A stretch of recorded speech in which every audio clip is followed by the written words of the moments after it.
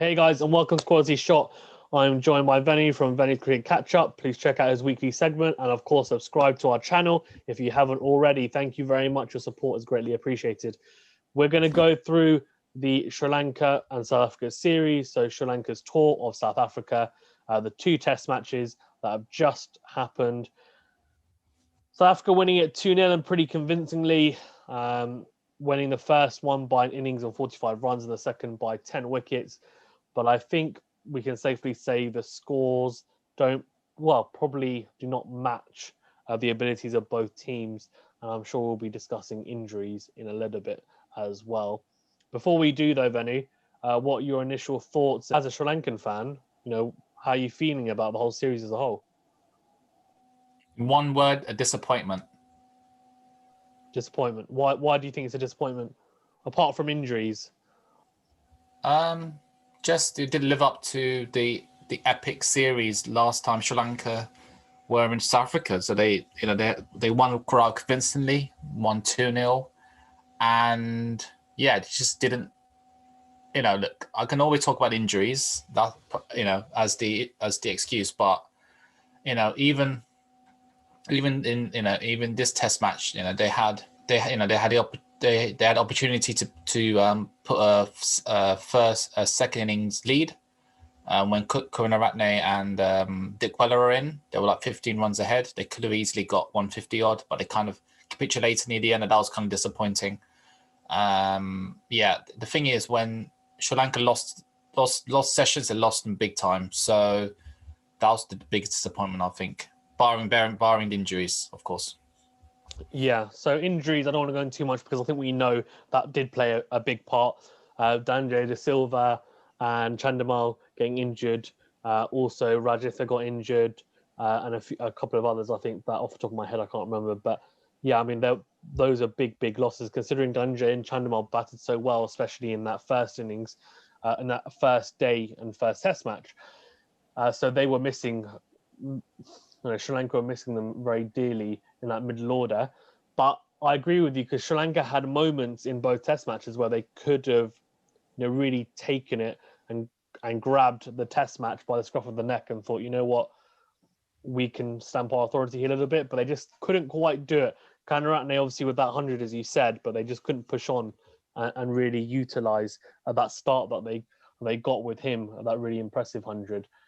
As a Sri Lankan fan, though, Venu, because I think there are a few positives.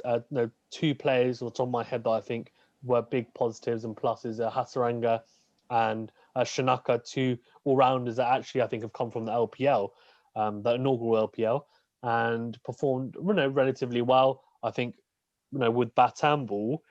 What's your kind of take on those two new players and also this younger crop of Sri Lankan players coming in? It seems like you guys now, after since Malinga, I guess, apart from that, haven't really had express bowlers. But it seems like you've got some guys now who can bowl 140 Ks, 145, consistently, and have that kind of raw talent. And now it's just about honing it. So is it exciting times to a degree for Sri Lanka in that transition period, do you think? I think they've been on a journey. I think there is light in the tunnel now. I think there's ever more reason to be optimistic about Sri Lankan cricket. If considering even like compared to last year, I think there is reason to be optimistic. There's some good young players coming through, that kind of unheard of players that are kind of performing well on the world stage, especially something like Hasaranga looks impressive, and you said Shanaka looks impressive. And also Danjay De Silva looked really good before he got injured in the first test. And even this test match, Asifa Fernando got a 5-4. Yeah, the two Fernandos look quite good. Yeah, I thought, quite good. And left-hander as well, one of them. Exactly. Playing his first test match as well. So, yeah, it was our second test match. But, impressive. Some impressive players coming through, and some good young talent coming through, and hopefully Sri Lanka can develop them into quality players that can really dominate on the world stage. Yeah, fingers crossed. I think they've definitely now got the players in place, and it's just now about developing those players correctly and making sure that you get the right combination of teams, and making sure that they continue to develop in the correct ways. And I think under Mickey Arthur, who I really rate because he did a very good job, I thought, when he was Pakistan coach. I think he can do a similar job with Sri Lanka. And, I do think, of course, injuries played a part. But I think for Sri Lanka, this will be more of a case of not looking at the results per se for this series because of the injuries, but more at the performances that people put in and the character as well of some of the players, I think. In terms of maybe a couple of negatives, obviously we touched upon injuries, but in terms of performances, is there anyone there from Sri Lanka who you think underperformed? Because off the top of my head, I think Kusal Mendes, who I think is supposed normally a class act, he's at 3, so he's your guy who you're expecting to go big and get runs. I'm pretty sure he got out for at least 2 or 3 ducks and single figures in that other innings as well. What's your take on that? I mean, he's obviously still relatively young. He's mid-20s, but he's getting to a stage where I think if he doesn't score runs in the next series, he may potentially be dropped. What's your take on him? Yeah, I agree. I think he had a pretty promising start to his career, and I've trying to look at his stats. Yeah, I think the series has not been great at all for him, and let me see who is it? Kusal Mendes coming at number 4. He's got his highest got 196, average of 35, so some decent stats there, and he's nearly 26 soon. Yeah, I think it's very disappointing series for him. So he got scores of 12, 0, 0, and 0. So 3 ducks this series. Yeah, I was right. A hat-trick of ducks. Like Sharma Masood for Pakistan is pretty shocking. And Sharma Masood made the ICC Test Team of the Year, which is baffling. But yeah, very disappointing for Sri Lanka Kusal Mendes. Who else? I think, to be honest, because there's so many injuries, you can't really pick. There's not many first team players. Like Karunaratne had a good century. Yeah. Pereira didn't. He had 1 or 2 good 50s, but he didn't really dominate the attack like he did last series. Yeah. I thought he batted when for the time he was in, when I was watching him, he looked good, but he just wasn't able to convert those 50s to 100s, which as an opener, especially when you're in like that, you expect someone of his quality because he is quality. He does make it look easy when he's in, and he scores at a pretty decent rate as well, especially for a test opener. His stroke play is really good, and I just think he's someone who will be disappointed that he hasn't gone on and got a big 100 like he did in the last series in South Africa, especially as that 100 is probably, as you say, I think in your opinion, is probably the best 100, one of the best 100s ever, just because of the significance of it. But in terms of his overall game, I think that would be a little bit disappointing from a Sri Lankan point of view, but that's just because of how good he is, I think. From a South African point of view, obviously they had a couple of debutants, well, a debutant in Sapamla, but also some greener bowlers, all-rounders. So one in Mulder, who played very well, I thought, and Ngidi is still relatively new, and Norkie, again, they're both still new to the test arena anyway. How impressed were you with South Africa's bowling? Because after that day 1, they obviously didn't perform that well with the ball.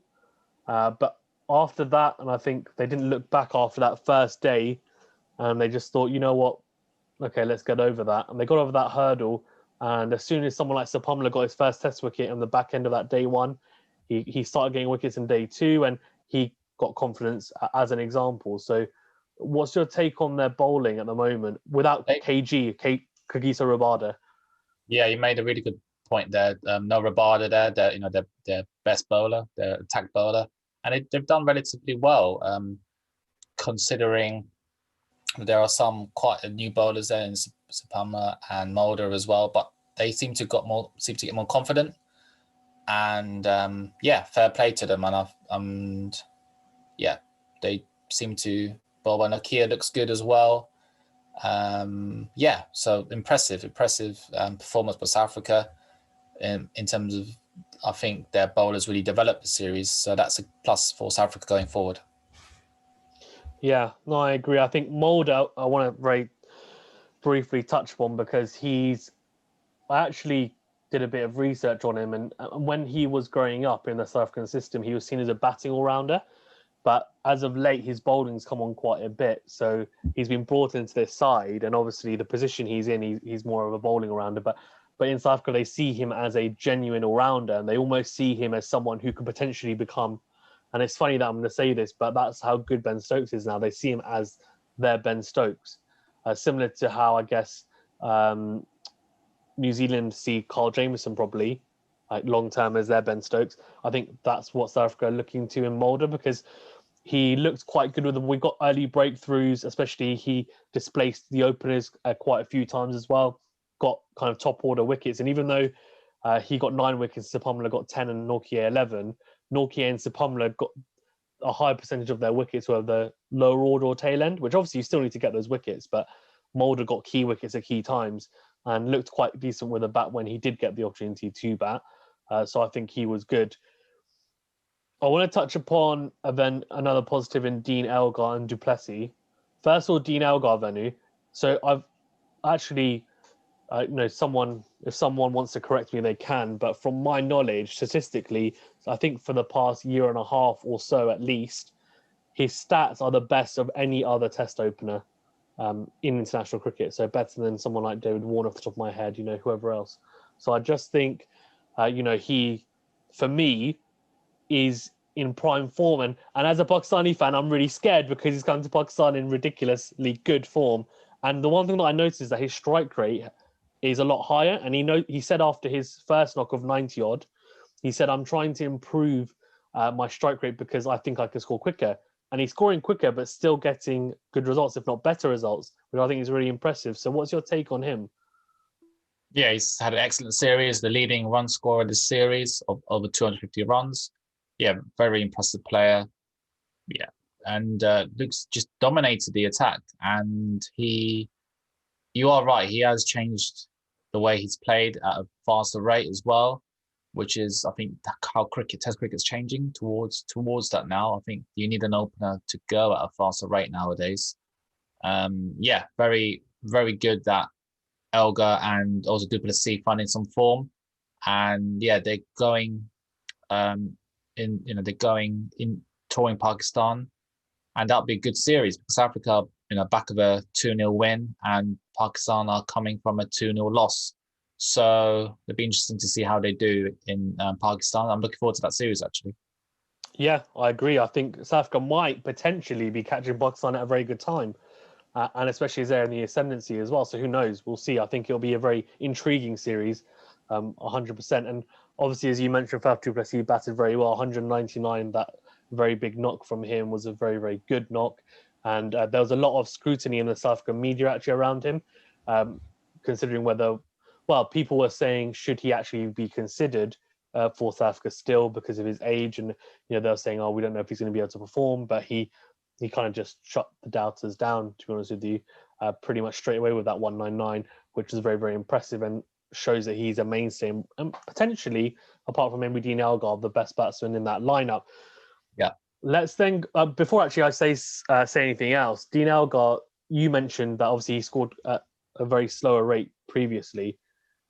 I actually likened him to, someone like Alistair Cook in the past. He's that anchor, but he's now gone away from that a little bit, which is quite interesting to see. And as you said, maybe it's a case of Test cricket getting to a stage where you need an opener to score a little bit quicker than he has been. So interesting to keep an eye on that. In terms of negatives, De Kock I thought was pretty underwhelming for South Africa and didn't have a particularly good series. Didn't really score any runs of note at all. And always seems like he's in a big hurry constantly, even in Test cricket. And I just think he can maybe, like how Dean Elgar has gone at a quicker rate, he can maybe go at a slower rate and temper how he plays a little bit, especially initially and early on.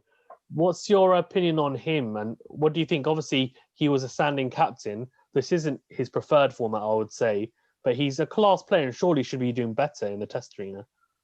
Yeah, I think so. I think, he has addressed the media to say that he doesn't want the Test captaincy long term. His average is, just under 40. and yeah, he didn't really get a score this series, so bit disappointing from the cock.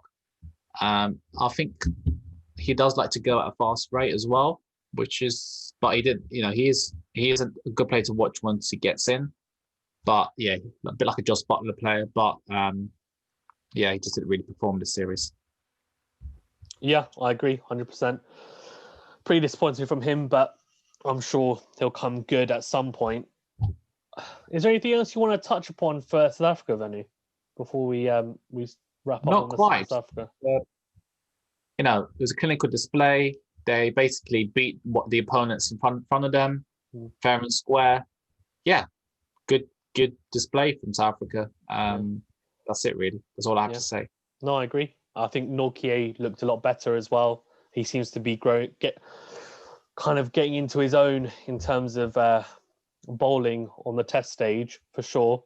And I think before he was seen as someone who would just bowl very short and he would rush a batsman, but now he's someone who can bowl consistently 150, 93 to 95 miles per hour around that speed, and not just bowl bounces, but bowl a good length and get a little bit of nip off the seam, and also showed a couple of really good Yorkers, I thought, as well in that series. So something to look forward to, well, as a neutral, but as a Pakistani, probably not, because I'm sure he's going to have stumps flying everywhere in Pakistan, I would imagine, as well. Okay, then we've touched upon South Africa. Sri Lanka, obviously, Venu.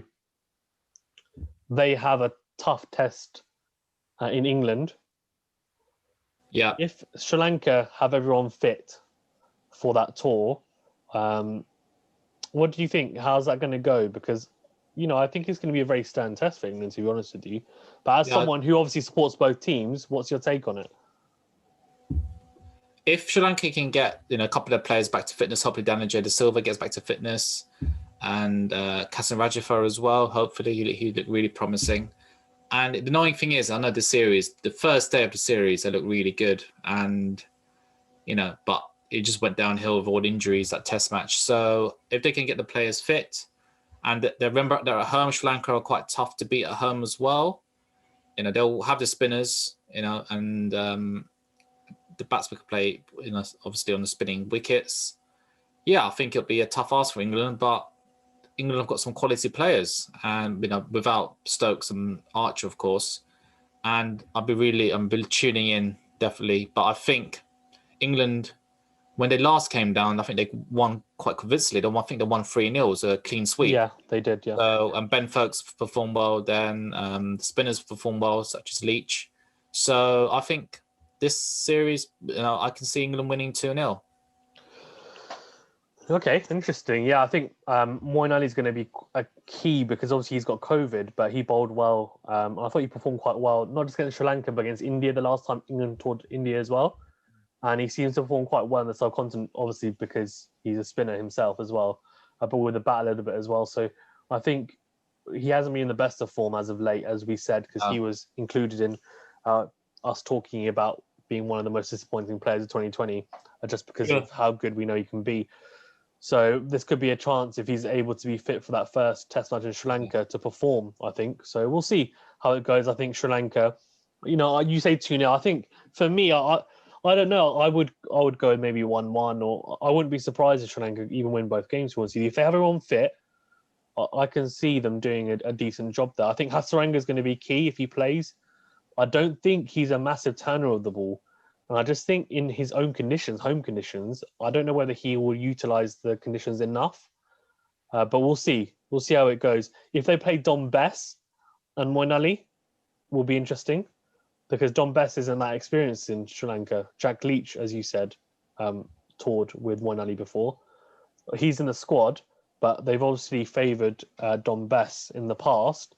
Interesting to see how he does on these tracks and whether he's able to utilize them to the best of his ability, because there'll be tracks that he should get reward from.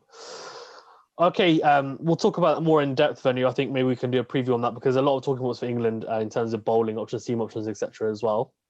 But in terms of batting lineup, batting as well, yeah. They're still at number 3. Interesting, but we'll see. We'll see. But yeah, we'll talk about it another time. Yeah, I think there's a lot of talking points which will be interesting to talk about. But yeah, apart from that, anything else you want to touch upon on South Africa versus Sri Lanka, that series as a whole, or both teams, before we It's wrap up? disappointing, as I said at the start of this video. Just a disappointment. I think for neutral, just what a letdown. The series could have been a lot better if there were substitutes in cricket. Maybe could have been different, but it's just a strange time with COVID and all that. And fortunate to have cricket going ahead, but just a disappointment. That's all I'm going to say. I was going to say to you actually, yeah, disappointing, but at least we managed to see some cricket, so happy about that at least. And hopefully Sri Lanka have everyone fit for that England series, because I do think, you know, they'll give England a very, very competitive time if they're everyone fit.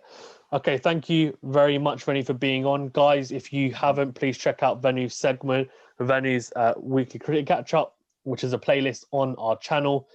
Venu puts in a lot of work into that, I guess you could call it a little podcast or show that he does and puts together. And it is really, really good. And we've got some amazing reviews from that.